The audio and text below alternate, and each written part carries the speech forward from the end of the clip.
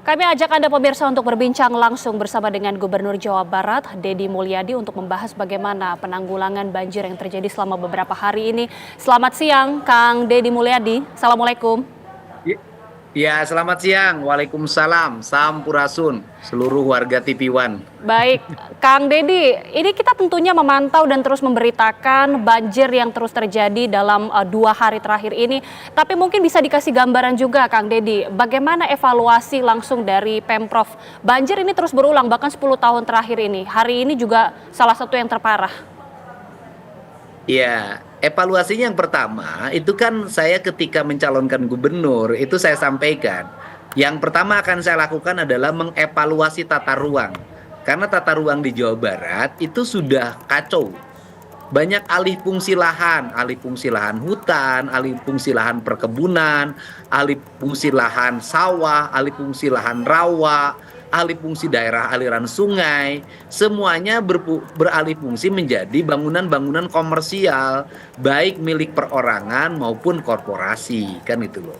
Nah, ini yang terjadi di Jawa Barat, sehingga untuk itu nanti hari Selasa di Depok, kita akan bersama Menteri ATR BPN, Pak Nusron Wahid, akan melakukan evaluasi tata ruang Provinsi Jawa Barat dan kabupaten kota secara menyeluruh dengan para bupati wali kota, sehingga momentum bencana ini menjadi momentum kesadaran. Itu yang pertama. Yang kedua, yang terjadi juga adalah perilaku hidup masyarakat. Sungai mengalami penyempitan, pendangkalan, pembuangan sampah, bangunan yang tidak tertata. Ini juga menjadi satu faktor penyebab banjir di Jawa Barat. Nah, kemudian yang berikutnya adalah yang lebih mencemaskan adalah daerah-daerah seperti Puncak yang seharusnya menjadi harapan untuk menyimpan air, menangkap air. Sekarang juga berubah menjadi daerah komersial. Ciwidey, kalau di Subang Ciater, Pangalengan, semuanya berubah. Dan ini juga harus segera dibenahi. Untuk pembenahan itu ada 2 hal yang dilakukan. Pertama, dalam jangka pendek dari sisi administratif. Hari ini saya akan mengeluarkan peraturan gubernur tentang larangan alih fungsi. Alih fungsi lahan pertanian, alih fungsi lahan perkebunan, alih fungsi lahan kehutanan, alih fungsi daerah resapan air, alih fungsi daerah aliran sungai, alih fungsi mata air.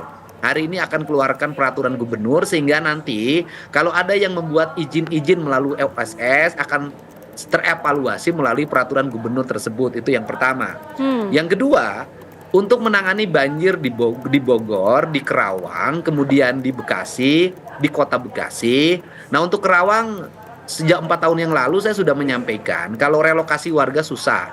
Maka warganya sudah menyepakati akan saya buatkan rumah panggung.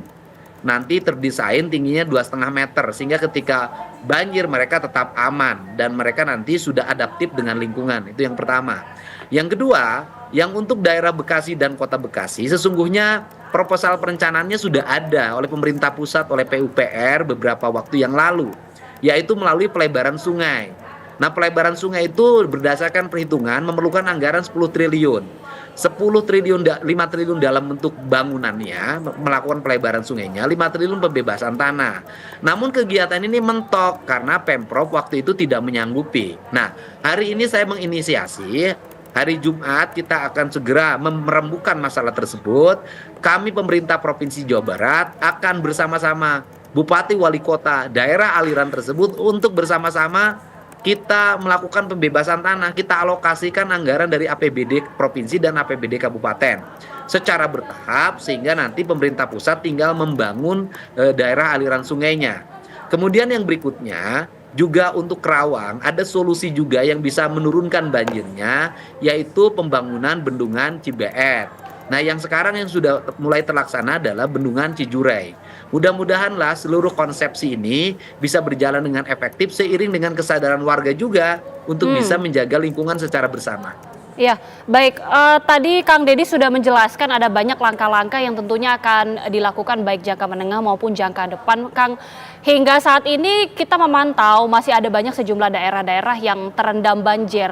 Pantauan dari Kang Deddy sendiri, wilayah mana yang terdampak paling parah dan seperti apa penanganan tercepat yang bisa dilakukan? Ya, kalau yang sekarang paling parah ya Bekasi dan kota Bekasi. Karena apa? Karena itu di daerah-daerah perumahannya yang mungkin bisa jadi sesungguhnya itu areal tanahnya untuk daerah pesawahan atau daerah rawa dan dekat aliran sungai, sehingga banjirnya sampai Genting itu yang paling parah. Kalau di daerah Kerawang masih relatif menurut saya tidak terlalu berat. Nah, kemudian kalau di daerah Bogor itu kan banyak rumah yang mengalami kerusakan karena yang lebih aneh lagi kan banjirnya terjadi di daerah aliran sungai dan daerahnya hulu gitu. Kan ini problem yang sangat aneh. Puncak kok banjir, Cisarua kok banjir, kan aneh. Nah, tetapi yang paling parah itu adalah di Bekasi dan Kota Bekasi. Dan penanganannya untuk saat ini kan kebutuhan pokoknya yang harus terpenuhi, kebutuhan makan mereka. Tetapi setelah itu kami akan menyiapkan recovery untuk penyelesaian problem lingkungan yang ada di seluruh daerah yang terlanda banjir. Oke, Kang Deddy tadi sempat dijelaskan ini banjir yang melanda Kabupaten Kota Bekasi tentunya tadi disebutkan ya dampak dari kerusakan lingkungan, pembangunan yang tidak terkendali, tata ruang yang juga masih belum teratur. Seperti apa pemantauan dan evaluasi terakhir memang sampai bisa berdampak seperti ini, Kang? Ya, pokoknya kalau saya katakan tata ruangnya kacau. Bagaimana tata ruang tidak kacau? Misalnya sawah diuruk kan kacau. Daerah rawa dibuat pemukiman kan kacau gitu loh. Kemudian daerah hulunya yang seharusnya menjadi kebun ente dirubah menjadi agrowisata. Agrowisatanya isinya bangunan kan kacau. Kemudian daerah aliran sungainya mengalami penyempitan dan pendangkalan kan kacau. Nah, seluruhnya itu kan, nah izinnya kan sekarang tersentralisasi di pusat. Karena izin tersentralisasi di pusat, pemberi izin kan tidak pernah melihat apa fakta yang ada di lapangan. Yang penting persyaratan administrasi terpenuhi, tata ruangnya memungkinkan, sehingga izinnya keluar. Itu pernah saya alami ketika saya berhenti jadi bupati. Waktu itu saya protes karena ada daerah tebing lereng itu diberikan izin untuk daerah pemukiman. Saya waktu itu protes, tetapi saya katakan protes Bapak nggak bisa karena tata ruangnya memang peruntukannya untuk perumahan. Dan sekarang tidak bisa lagi dicegah di kabupaten lewat penolakan atau rekomendasi dari lingkungan. Nah, sehingga izinnya tetap keluar. Setelah izin keluar apa? Rumahnya longsor. Oke.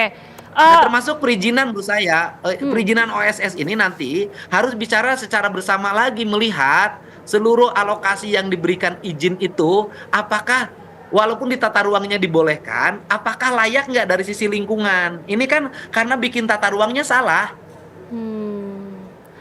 Kang, selain dengan izin tadi yang sudah disebutkan oleh Kang Deddy, tadi sempat ada juga kritik yang menyebutkan hilangnya ruang terbuka hijau, hutan dan juga sawah ini juga salah satu penyebab banjir terutama di Bekasi, Jawa Barat. Bagaimana pandangan Kang Deddy? Ya itu tata ruangnya harus dirubah. Kalau di tata ruangnya sawah dirubah menjadi peruntukannya untuk pemukiman. Kemudian ruang terbuka hijau dirubah untuk komersial, misalnya untuk ruko, untuk mall. Ya ketika dia ajuin izin, ya izin OSS-nya pasti keluar. Jadi mencegahnya adalah tata ruangnya rubah, dikembalikan pada fungsi asalnya. Kalau yang sudah terjadi kan tidak mungkin bisa dikembalikan. Minimal yang tersisa hari ini mari kita sisakan dan mari tata ruangnya kita perbaiki. Daerah-daerah yang akan dibangun sekarang nih, yang itu peruntukannya untuk ruang terbuka hijau, kembalikan ruang terbuka hijau. Di tata ruangnya jangan untuk industri, di tata ruangnya jangan untuk sarana komersial, bangunan perumahan. Di tata ruangnya bukan untuk sarana perdagangan dan jasa. Gitu loh. Ini harus dikembalikan. Baik, Kang Deddy dari Bekasi kita juga memantau di Kabupaten Bogor, Kang. Ini juga menyusul terjadinya bencana banjir longsor. Tadi salah satu yang disebutkan Kang Deddy, salah satunya terkait keberadaan bangunan-bangunan di kawasan puncak. Ini seperti apa evaluasi yang bisa diberikan dan mengapa ini ada alih fungsi lahan di kawasan puncak ini bisa menjadi penyebab bencana hidrometeorologis juga di sana? Begini, coba dicek di rencana kerja PTPN. Di rencana kerja PTPN yang mengelola perkebunan di kawasan perkebunan teh di kawasan puncak itu, terjadi perubahan peruntukan 1.600 hektar areal perkebunan teh, peruntukannya dirubah untuk areal agrowisata. Ya agrowisata itu semestinya kan ke perkebunan teh. Kemudian masyarakat berwisata di areal perkebunan teh. Sekarang dirubah menjadi bangunan, termasuk pelanggaran dilakukan oleh Pemprov Jabar. yaitu ada perusahaan ya namanya Jaswita. Jaswita punya kerjasama membangun sarana rekreasi di puncak yang kemarin ada beberapa bangunannya yang roboh. Ini kan kesalahan yang harus kita koreksi. Nah, untuk itu saya hari ini mengeluarkan peraturan gubernur itu agar semuanya dikembalikan ke fungsinya, yaitu fungsi perkebunan. Nah, kemudian di daerah hilirnya di Sungai Cijayanti mengalami pendangkalan akibat pengembangan pemukiman. Jadi banyak pengembang yang ada di aliran Sungai Cijayanti itu membuang tanahnya ke sungai, akhirnya sungainya meluap. Oke. Baik, Kang Deddy, salah satu solusi yang juga tadi disebutkan ya, selain penataan ulang untuk tata ruang, kemudian juga relokasi yang dilakukan supaya mengembalikan lahan-lahan ini sebagaimana fungsinya.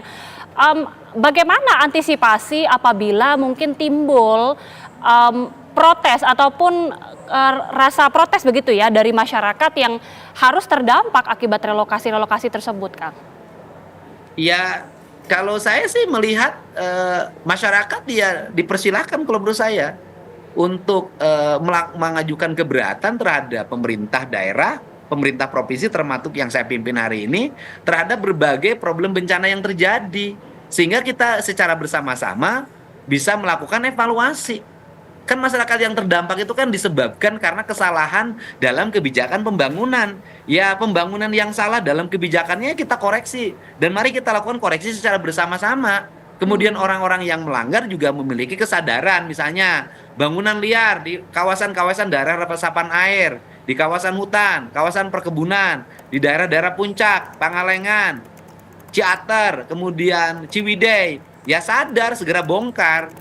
Dan saya akan membongkar seluruh bangunan-bangunan yang dianggap bertentangan dengan prinsip-prinsip lingkungan yang tidak berizin.